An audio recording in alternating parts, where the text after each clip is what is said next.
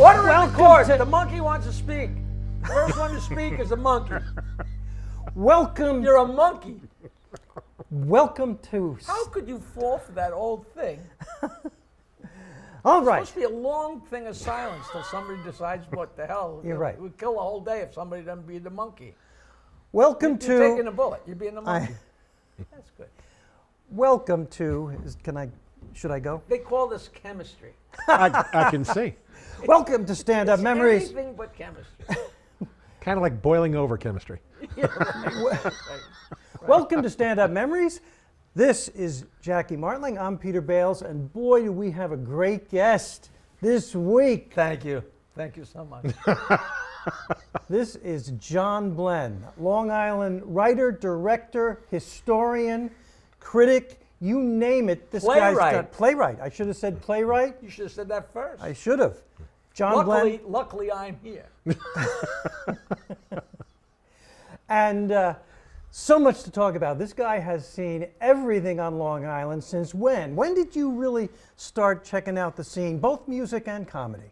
I first started writing for my college paper at Nassau Community College in 1977. So I covered national acts that came through the school there. And I became Was that pre-Good Times magazine? Oh, yeah. They hadn't even started yet. Oh, no, well, actually, that was before I was at Good Times. Good Times started in 1969. It's actually 1 month younger than the Rolling Stone. Rolling Stone started March 1st, 1969. They started April 1st. Was actually that purple mimeograph that smelled like in the back of the church room. The dittos. Dittos. Who could ever Would pull I that be name? wrong to say Good Times was overpriced? It was At free? actually It was free. it was a free publication, but a very successful one for a long time. Still right? going. It Yeah. just went by its 53rd anniversary. That's so terrific. That's terrific. that makes them, other than Rolling Stone, the longest entertainment magazine in the country. Oh, that's great. Now you wrote for them for a long time, 14 years in two different shifts, yeah. and you covered comedy and music. Comedy, music, theater, basic sports, basically anything that went into lifestyle, entertainment, arts. Yeah, I covered it at some point or another. I am hoping that you didn't write it. I'm pretty sure you didn't write it. But it might have been the first review I got. We did a thing at my father's place, which was the name of a club on Long Island called Long Island Ha Ha. And I played the guitar and sang and told some jokes. And me and John DeBella were the host, John DeBella from LIR later on, at right? the time. Yep. And And my Hofstra, review- too. My review, and I'm pretty sure in Good Times, was usually obnoxious, sometimes amusing. Jackie Martling. In my local post office, I was there every day, like I've always been. And that guy called me sometimes until the day he retired. Hey, sometimes. I never shook that. But I hope you didn't write it, Glenn. No, it wasn't, but I respect their viewpoint. And you know what? Every time I'm up there, I'm like, he had a point. He had a point. You know, every comic has had a bad review. I've had several, I wrote some of them. and I actually made fun of a guy in the audience. I made fun of his jacket. He turned out to be a reviewer down at the Fort Lauderdale comic strip. He said in his review, listening to me was painful. That is a great thing to tell our podcast audience. This is my partner, Peter. Listening to this may be painful. Why don't you throw in injurious to your health while you're at it? I'm just being honest. All right. Now, you had to give negative reviews, and sometimes you might have been friends or known these people. You'd see them again. How is that? How do you handle that? I don't think most people handle criticism very well, and I think that you have to I realize. do. You're an exception to the rule, of course, but Nobody does. no, but I think you have to realize if you're going to bring something out to the public and put it out there, you got to open yourself up to it. I've had course. people come up to me saying, "Well, you don't know what it's like to be criticized." I got a negative review on the second play I ever put up, and I will say it's one of the best reviews I ever got. It's a guy named Carl Gordon, and he wrote for the Merrick Life magazine. Came in and reviewed a play I did called Trailer Park Etiquette, which is exactly what it sounds like. It was a piece about a trailer park that I was inspired by on Route 110. And he wrote, if Trailer you, park etiquette is almost an oxymoron. that's the whole point of the title. Jesus. I used to go for oxymorons in almost every single thing I wrote, yeah. So great. So he came and he saw it and he said, if you like Taming of the Shrew, if you like Kiss Me Kate, if you like, you'll hate this. And he went right on down the line on all the things he didn't like about it, and he wrapped it up with his last line was, if you like television sitcoms, then this is kind of like that, but if you like theater, it's got nothing in common with theater. I actually ran into him a few weeks later in a supermarket in the area, and he thought I was coming down the aisle after him. He's like, "Hey, look, I'm sorry, but it's just the way I felt." I was like, "No, I just wanted to shake your hand." To look And he was at the bewildered. To look at stuff positively, that's proof that he watched it. He was awake. Of course, there weren't cell phones then, so he wasn't on the cell phone. But you have to pay attention to something to see, Even better than that is he was so detailed on why he didn't like it, and why I appreciated it so much was anybody who liked his point of view would go, "Good, I'm not going." At which point you're not going to get mad at me because you spent $15 to see a play. Okay. However, if you go, I like that stuff. I think this guy's an idiot. You're coming. Right. So this isn't for me, but here's what you can expect. that's the objective that every reviewer really has to go at it with is define it, describe it, detail it, and then let the general public make up its own mind. So, I don't know if I could have handled the criticism like you did. And I don't know if you could either. I once introduced Jackie at a roast with, ladies and gentlemen, here's the man most able to dish it out and least likely to take it. And then he comes up and his first line is, "What do you mean by that?" No, you can't. You got. Even if you do roll with it, you got to pretend you don't roll with it. I have not a review of one of your plays, but I have a very weird story, and I have no idea if there's any way you could remember this. And it's very weird because it was after I quit drinking, and for some reason I ran into a woman. You probably know of Maureen. It has the matchmakers thing. Yeah, okay. And she says, "Come on, Jackie, I'll give it to you for free. It's supposed to cost $5,000, but it's the best. This is like maybe before Match. This is so long ago." And she said, "I'll set you up with a couple of girls." So I do the thing and blah, blah, blah, so she could use my name. And I went on 2 dates. The first date was do you remember the movie? Was it Kim Basinger who had one drink and she Yes. and she felt it was a perfect date or something was called, and she just was dead drunk after a sip. All right. I went with this girl. I think Bruce Willis was the other half of that, wasn't he? Is that right? Yeah, I'm pretty sure it was Willis No and wonder she Basinger. looked at that. Right. So I go with her to a local bar, and she has a sip, and she's a monstrosity. So that ends that. So this other girl, I go on a date, and I go, "You know what? I'm going to take this girl to a play. I'll take her to John Blenn's play at the brokerage." And the plays are small, and it's not a huge audience. There's probably maybe 40, but it might have been 25, however many people. But it's a cute little play, and we're there. And I haven't been on a million dates in my life, and I'm sitting with this girl, and we had a drink. She leans over and starts trying to make out with me. You know how small the room is. The play's there. There's X amount of people, and people at this point 20 years ago still knew who I was, and I'm sitting there. I can't believe that I would push somebody away, and we had to get up and leave. I'm like, I hope John doesn't think. We always tried to encourage that because if you were busy doing that, you weren't throwing stuff at us. Well, I got to tell you. But I mean, we were dead center, and she was nice looking. She must have been a little bit lonely. I don't know. Or mentally challenged. Well, I put that in the box of what I request. Let me just tell the audience. The end of this story is the charges were dropped. Yes, I decided to let her off the hook. How many plays have you written? 96. 96. Okay. And you have no ending number. You're going to keep going for the rest of your life. Yeah, I haven't written anything the last couple of years because there hasn't been a whole lot funny to me. Yeah. And there are some In the years. old days, he would have written one since he sat down. Right. Yeah, I've written as many as 12 in a year. So Wow. It definitely is. You guys know because you write stand-up comedy. It comes in flows. You feel it.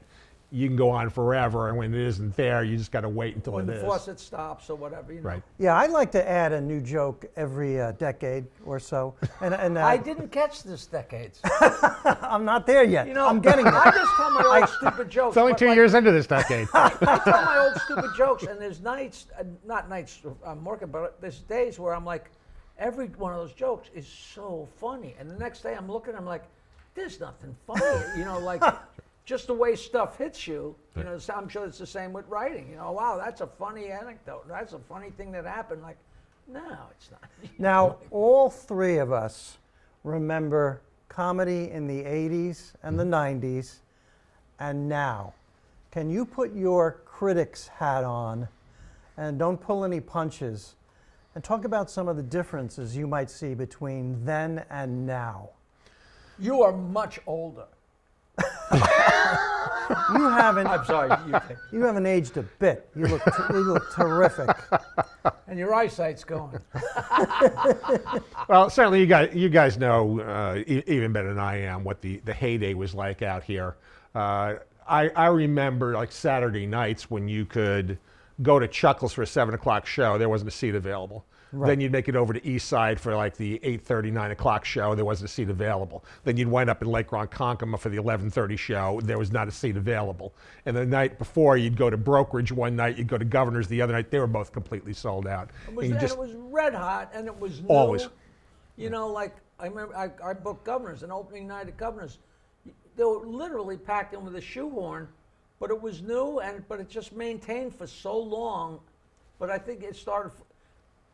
All of a sudden, there was so many clubs. There was a club in every city, in every little town, and all of a sudden, everybody's like jumping on the bandwagon. All of a sudden, there were like 150 comics in 1980, and there's 150,000 now. But, well, I mean, just go onto YouTube or any of those things and see somebody's name in comedian, right? Like after their name in their title. They define themselves by that, but yet, are you working all over the country, or are you defining yourself as comedian by 7 open mic nights? Club owners complain that somebody has 75 million hits on TikTok or YouTube, so they book him. This guy's got to be somebody. It's like me sending Howard Stern my comedy albums. He's wow, this guy must be somebody. Yeah, he's somebody who made albums for himself. But like that was a calling card, and they're like complaining like the guy wasn't funny at all. I said, well. People looked at 10 seconds of him on the internet, but that's But how it works. those packed out clubs in the 80s are legendary. People have heard about it.